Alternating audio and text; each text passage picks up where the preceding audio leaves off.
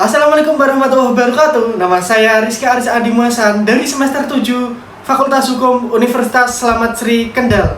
Tujuan membuat video ini untuk memenuhi tugas akhir semester mata kuliah Hukum Ketenagakerjaan yang diampu oleh Ibu dosen Dr. Ika Puspitasari SH.MH. Pada kesempatan kali ini saya ingin memaparkan materi tentang Hukum Ketenagakerjaan dan simak videonya sampai akhir. Pada tahun 1960 sampai 1980, pemerintah dihadapkan dengan masalah yang sangat besar, yaitu terjadi krisis ekonomi, inflasi melonjak, ketersediaan pekerjaan dan ketersediaan pangan kian menipis, rakyat kelaparan dan kemiskinan merajalela. Kemudian pemerintah bingung, hanya punya sisa uang anggaran tinggal sedikit. Pemerintah bingung, ini uang mau dialokasikan kemana sih? Karena terlalu sedikit. Orang miskin teriak, tolong kami rakyat miskin, kami kelaparan butuh makan, kasih kami uang. Kemudian ada orang-orang kaya yang teriak seperti ini, tolong kami butuh modal supaya kami tambah kaya, bisnis kami tambah besar. Nah, menurut teman-teman, pemerintah akan memberikan anggarannya ke fakir miskin atau orang-orang kaya. Jawabannya adalah apabila diberikan kepada orang miskin, maka uang itu akan habis karena orang miskin itu konsumtif. Maka apabila uangnya itu dikasih, pasti akan dibelikan iPhone, PCX atau motor NMAX. Maka tidak lama lagi orang-orang itu menjadi miskin lagi, terus pasti minta-minta lagi kepada pemerintah. Pak, tolong minta uang, kami kelaparan, tolong kami rakyat kecil. Seperti itu. Apabila diberikan kepada orang-orang kaya, maka uangnya pasti tidak akan langsung dihabiskan, tapi uang itu digulung lagi menjadi besar, yaitu dengan mengekspansi perusahaan untuk menjadi lebih besar. Pada zaman Pak Harto, didirikanlah perusahaan yang namanya Sritex, yaitu bapaknya perusahaan tekstil di Indonesia. Jadi pada saat itu Sritex didirikan bukan muluk-muluk untuk menguasai pasar global, bukan muluk-muluk untuk mendapatkan keuntungan yang sangat besar, tapi karena pemerintah ingin mendirikan perusahaan yang padat karya, yang bisa mempekerjakan banyak orang karena pada saat itu ekonomi sedang krisis dan pengangguran di mana-mana. Dengan berdirinya Sritex, pemerintah mendapatkan dua keuntungan nih. Yang pertama, mendapatkan bunga dari pinjaman, dan yang kedua, mendapatkan uang pajak dari profit penghasilan perusahaan.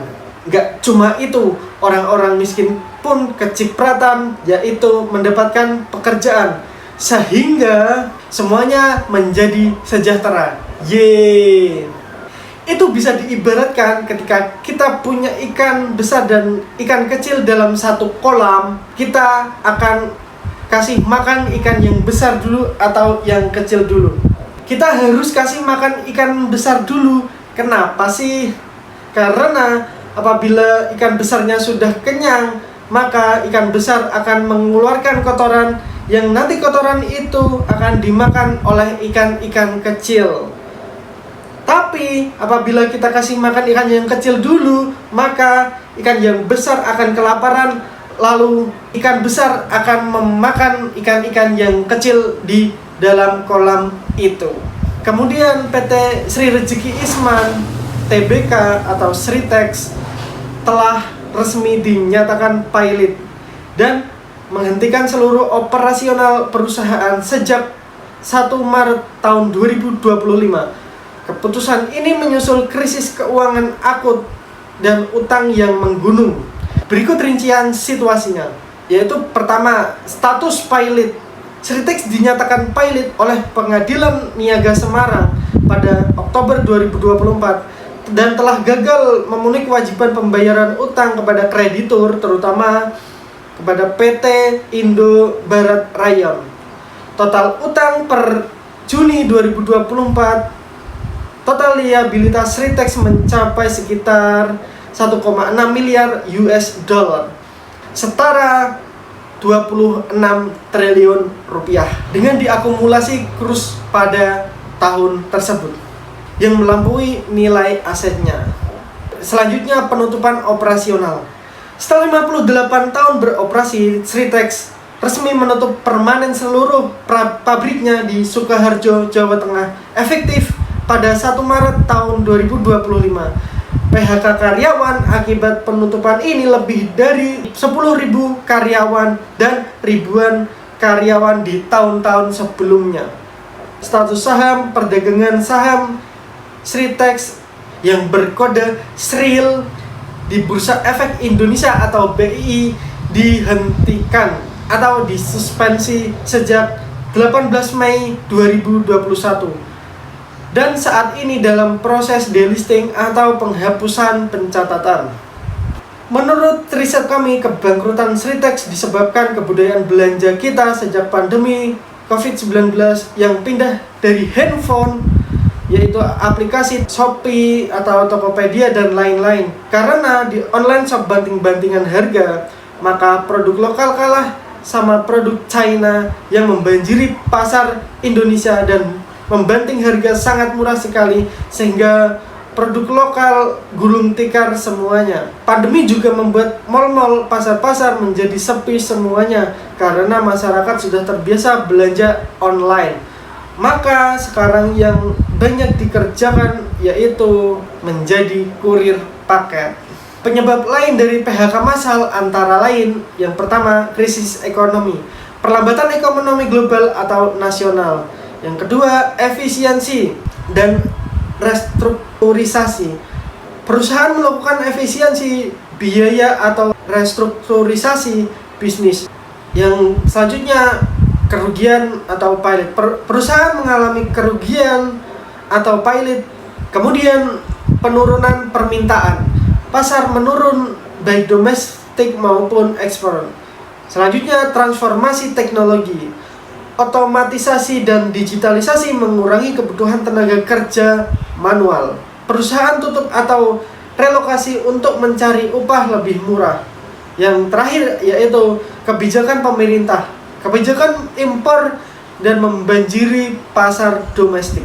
Undang-undang utama yang mengatur PHK atau pemutusan hubungan kerja di Indonesia adalah Undang-Undang Nomor 13 Tahun 2003 tentang Ketenagakerjaan dan perubahan melalui Undang-Undang Nomor 11 Tahun 2020 tentang Cipta Kerja atau biasa disingkat Omnibus Law yang diperjelas dalam Peraturan Perundang-undangan Nomor 35 Tahun 2001 mengatur alasan pemutusan hubungan kerja atau pesangon, penghargaan masa kerja, dan penggantian hak, serta prosedur penyelesaiannya termasuk jaminan kehilangan pekerjaan atau JKP dengan aturan baru Peraturan Perundang-undangan Nomor 6 Tahun 2025 memberikan 60% upah selama 6 bulan.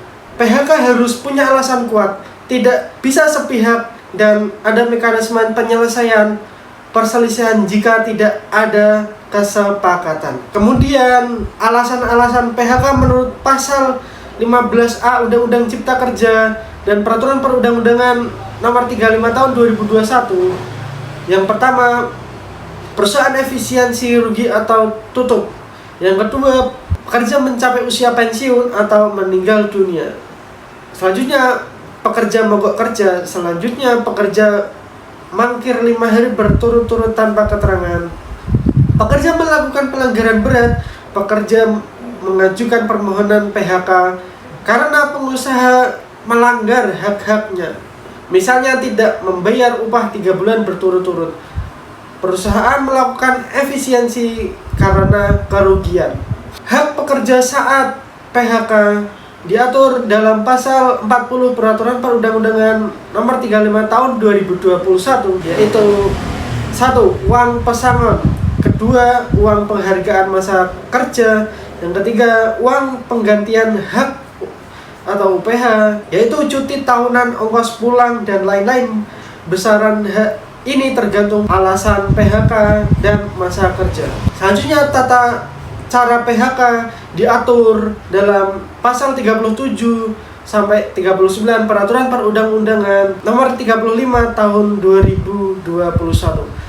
Yang pertama, pengusaha wajib mengupayakan PHK tidak terjadi. Yang kedua, pemberitahuan PHK harus disampaikan secara patut maksimal 14 hari kerja sebelum PHK. Jika gagal, dilanjutkan ke mekanisme perselisihan hubungan kerja industrial. Selanjutnya, alasan PHK batal demi hukum, yaitu dalam pasal 153 Undang-Undang Ketenagakerjaan dan pasal 81 angka 43 Undang-Undang Cipta Kerja. Yang terakhir yaitu pekerja sakit 12 bulan atau menikah, hamil, melahirkan, cacat akibat kecelakaan kerja atau menjadi anggota serikat pekerja.